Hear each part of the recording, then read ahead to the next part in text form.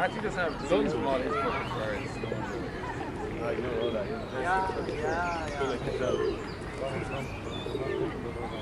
You probably know if I went back and I still would.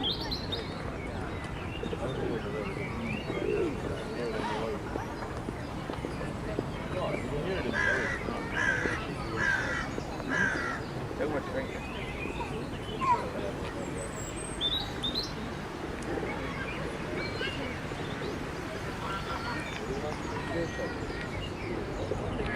What are your thoughts on how we can make space for nature in urban areas? We can make space for nature in our cities by simply observing nature in our cities. All across cities, there are programs for little kids to observe nature in their backyards or from their balconies or from their windows. And that's a really good step towards recognizing that there is nature in the city and that it's wonderfully diverse and very interesting. When we talk about creating space for biodiversity in cities, we often automatically think about the areas that are under municipal control, like parks and green spaces.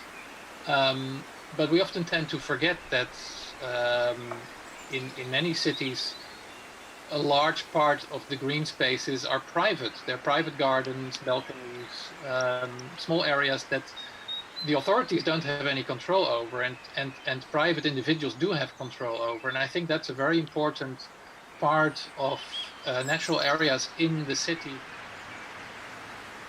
Traditionally, our settlements have been a way to conquer nature, to carve out our favorite niche in an area that may not even have that niche. We've created the space where we feel at home, and whether other species would feel at home there was not our prime interest.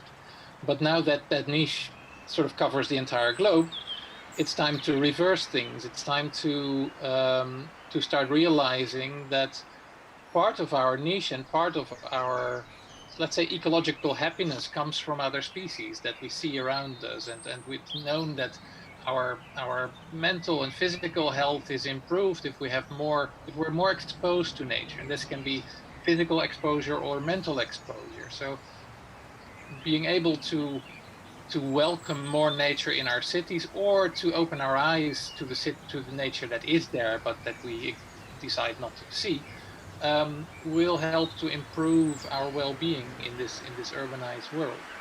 Rats and city pigeons, we probably don't even consider those urban nature, but those are actually the best adapted urban species that we can think of.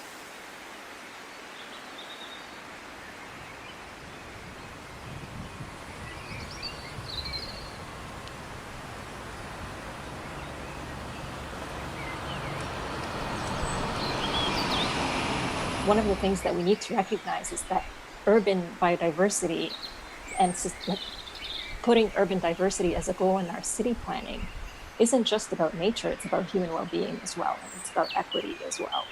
And so I think if we recognize that it's not just one issue, it's multiple issues that are interconnected to each other, that will perhaps give us more of a motivation to do it and more of an impetus to do it.